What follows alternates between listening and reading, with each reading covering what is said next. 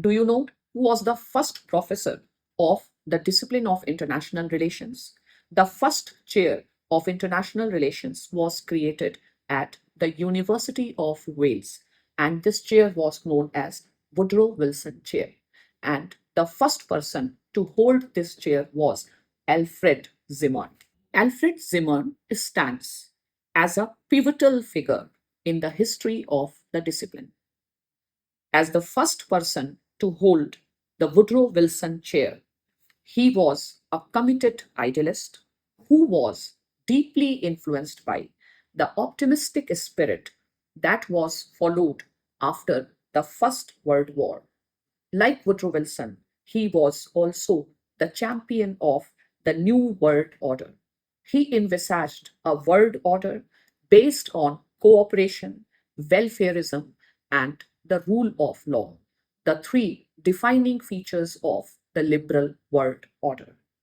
At the first meeting of the League of Nations Society in July 1917, he passionately called for a treaty that will make war a crime under any circumstances. In 1935, he wrote a book titled The League of Nations and the Rule of Law.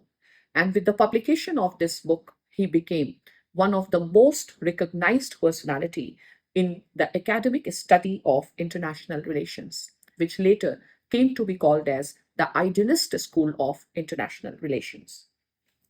In 1935, he held that it is the common man who should count the most in international relations.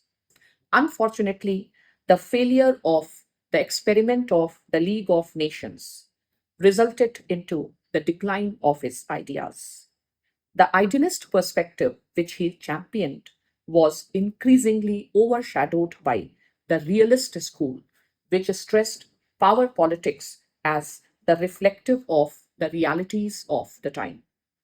E. H. Carr, the author of The 20-Year Crisis, a book that was published in 1939, delivered a critique of Zimmern, and he called the likes of Zimmern as utopians.